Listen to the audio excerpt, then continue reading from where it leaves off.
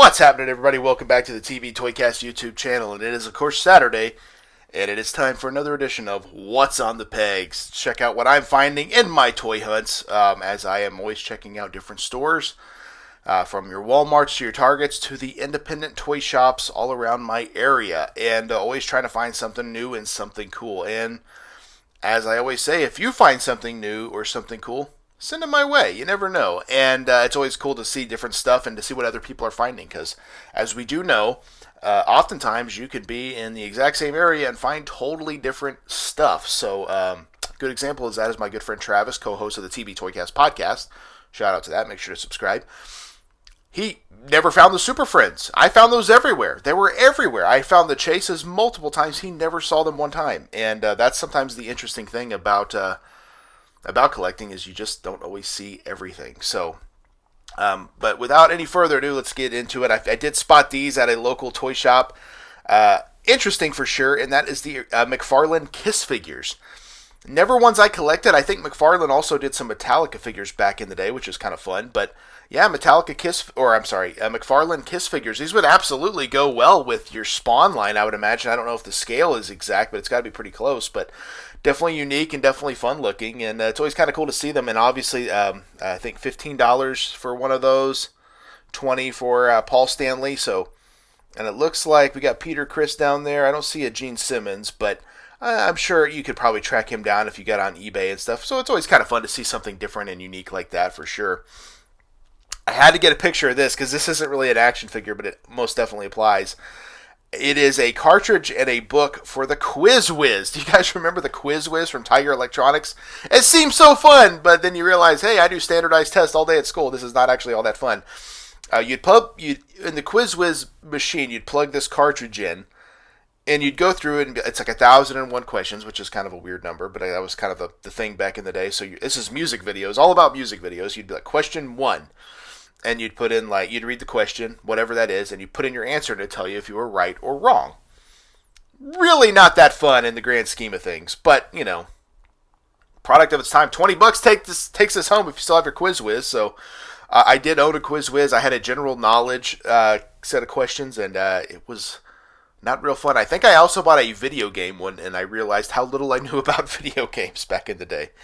Definitely wild times. Fantasy Warfare. How cool is this set from Jakks? This is, of course, a set probably from the late 90s. It is a 2-pack. It is a Ripped and Ruthless Stone Cold Steve Austin and the Legends Andre the Giant. Unfortunately, these lines did not go too far, but I remember they did a couple of waves of Ripped and Ruthless, which were much bigger and bulkier type figures, and they kind of matched up with the Legends line that they did back in the day.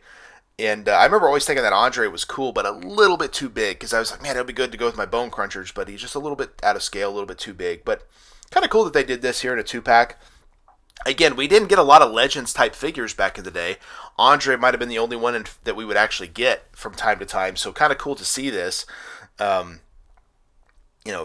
takes us home, not terribly expensive. If it's something you want, it would be kind of cool to have on display. But again, a lot of those Jakks sets were pretty wild back in the day. I had to get a picture of this just because it kind of blew my mind, because you don't see these in retail very often, is the Legendary Comic Book Heroes, the Pit series. These, of course, came from Marvel Toys, a.k.a. Toy Biz. We got Judge Dredd, Super Patriot, and Savage Dragon. I believe, as you can look there, they want $440 for the full wave. A little on the expensive side. But I thought these were great, and they seem to have matched up very well with your Toy Biz Marvel Legends. So if you want to get Judge Dredd, Super Patriot, and Savage Dragon in there, this would be a cool way to do it. And then, of course, you get 3 parts of the Pit Build-A-Figure. And then if you, in my other picture here, you can also get Ripclaw, Madman, and Witchblade, which completely is that entire first wave. I think there were 2 waves of this. A couple of exclusives, and a 2-pack with Conan the Barbarian, oddly enough. So the line had some fun characters. It just didn't quite, I don't think, meet everybody's expectation. I do hope to get some of these at some point. I've had my eyes on Savage Dragon and Super Patriot for a minute, so hopefully at some point I'm able to get them. But I think they're cool.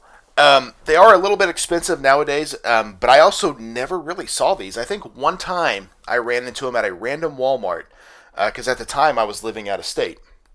And one time I think I saw Savage Dragon, but didn't really have the excess funds at the time, so I didn't worry about picking it up. And I'll be honest, I do kind of regret that now because it was always a really cool set in my opinion. The classic Cage playset. This is actually a pretty fun set from Mattel. You get a classic red, white, and blue roped blue ring with a classic big blue bar steel cage. That was always my favorite steel cage. I've heard it was not fun to work in. I heard it hurt and it did not make a lot of sound. So a lot of the guys didn't. They much preferred chain length. But I always thought the look of that cage was just unbelievable. Easy to climb, easy to do stuff on, but it definitely, you could tell it definitely hurt. This, of course, is a smaller ring. And that was always interesting. I feel like nowadays a lot of these companies do not produce the biggest looking rings in the world, and they don't really, to me, they don't really fit scale wise with your figures. Everyone can kind of be the judge. A lot of the rings bounce. Again, I don't like that. I always preferred just like the steady ring because there's a little bit of bounce with the plastic. I always thought that was perfect. I don't understand why we go backwards on that. I don't know if this one bounces or not, and it looks like it might. Other than that, it doesn't look horrible. I just have never liked that bouncing feature. Like, get out of here with that stuff. Of course, it looks like they've got elites in this, and maybe that might be an Ultimate Hogan, as a matter of fact, an Andre the Giant Ultimate. You got Bret Hart and Mr. Perfect elites. I think this would also pair up pretty well with your WWE superstars, if you were so desired. These, of course, are still I believe they're still at Target, so they're not super hard to come by.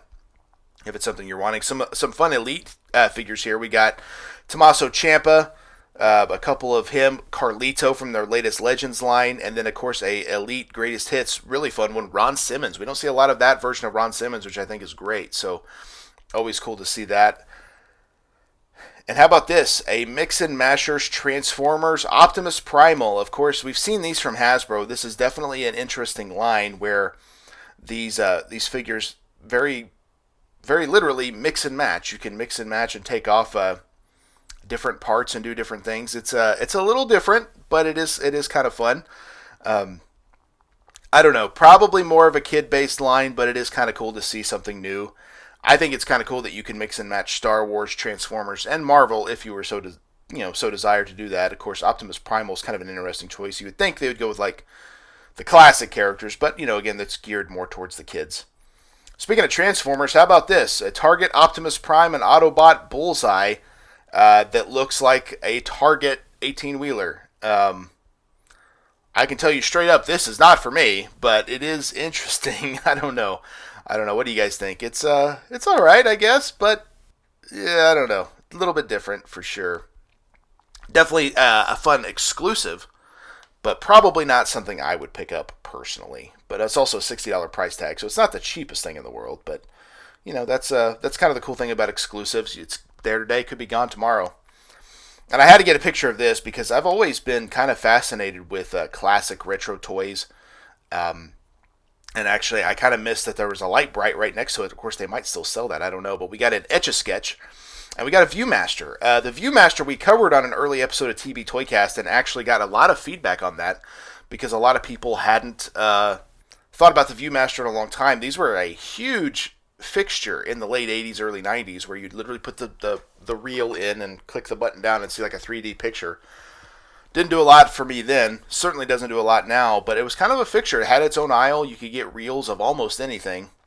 Just kind of wild to think. And the Etch-a-Sketch kind of a similar thing where you could kind of halfway draw pictures, shake it, and start over. But again, definitely products of the time where I don't think nowadays people would be like, oh my gosh, I have to get an Etch-a-Sketch. This is the coolest thing ever. It's like, it's all right, but it's not setting any worlds on fire, that is for sure. And this is kind of a cool find at Walmart, a new main event series Sid Justice in the blue, very reminiscent of his look leading up to like WrestleMania 8. I believe he wore the blue at the 92 Royal Rumble. I have often said this is an elite we absolutely need. I think the Sid Justice look with kind of the mulleted hair is awesome. I think it would be perfect for a Royal Rumble series down the road, so hopefully that does happen. We've gotten several new Sid Elites here recently. We got him in the Legends line, and I know he's got a Monday Night Wars coming in the jeans when his car was smashed, which is kind of fun. But I would love to see a new Sid Justice Elite rather down the road. I think that's super cool with like the red, possibly even or the blue, possibly even the red, something like that. Something to kind of give us something a little bit different. And finally, I found a Monday Night Wars Hollywood Hogan when he was running for the presidency. Of course, we just lost Hogan this past week, which is awful news. But I think his legacy will live forever, obviously, as we do know. Probably be no shortage of Hollywood or Hulk Hogan figures down the road. Of course, this comes with a trillionaire Ted DiBiase Build-A-Figure piece from when he joined the NWO back in 1996, which also wouldn't be a bad, $1 million corporation, Ted, if you wanted to kind of use it for that. But yeah, definitely kind of sad to see, because when I took this picture, Hogan was still very much alive. But it's an unfortunate thing. I love the do-rag, the boas, all that stuff. It's classic Hogan, especially from that era. Really, really cool to see. And then, as always, Daniel Cross, never one to not send me pictures. I always do appreciate that, because it definitely adds something fun and new to these videos. And how about this? A WCW original San Francisco Toy Makers 2-pack of The Outsiders, Scott Hall and Kevin Nash. And they have Try Me buttons. Only $40 takes these home. And what do? They vibrate. Probably one of the weirdest toy lines we ever got in the wrestling figure space. Maybe only second to none to another line that I know Daniel is very fond of, Maximum Sweat. But these were interesting, man. The first Scott Hall and Kevin Nash we got as far as in WCW, and I believe also this line featured the very first Sting in WCW, when he wore the crow paint, that is. So definitely interesting. I remember wanting to like these, and I just could not get into them. I didn't understand it. It didn't make sense to me. It was wild, to say the least. But here we go. That's why we do these videos, right? To see the weird and wild stuff. It's always cool to see what's new and fun at Target, but it's also cool to see what's weird and wild out there in these vintage toy shops. So check out the vintage toy shops. Let me know what you're finding. Hit me up. Drop in the comments down below. Let me know if you find something unique or different that's worth putting in there, because I always like to hear what everyone else is finding. But that's all I got for this edition of What's on the Pegs. Of course, join me here every Saturday for a new episode. Check out my unboxing videos. I have new unboxing videos dropping every single week. We are doing 3 every single week, as always. Monday was a super fun one, as we dove into the automorphing Green Ranger from Playmates. I actually really like this. A lot of people are kind of not really seeming to enjoy it too much, but I thought it was kind of fun. So you guys be the judge, of course. A Mattel Elite Legends tugboat figure, which was super fun, from the Greatest Hits line that came out a few months ago. And then from the DC Multiverse line from McFarlane Toys, the Blue Lantern, Kyle Rayner. Love the fact that they gave us a Blue Lantern. Definitely unique and different, but definitely makes it a lot of fun. Also check out Tales of the Toy Box, dropping new episodes every single month. Episode 1 all about G.I. Joe Street Fighter. Episode 2 WWF Hasbro Series 1. And of course Episode 3 was all about the Teenage Mutant Ninja Turtles Series 1. Episode 4 coming very soon. It has been filmed. Just needs to be edited, and then it'll be uploaded hopefully before the 1st of August. And that it will be all about X-Men Series 1 from Toy Biz. Very excited about that. I think you guys will enjoy it. Should be a lot of fun. But that's it. That's all I got. Thank you guys very much for checking out the TB Toycast YouTube channel. Make sure to check out the TB Toycast podcast every Thursday as well. And we will see you next week with another edition of What's on the Pegs. And we will also see you in the toy aisle. Yeah. One more time.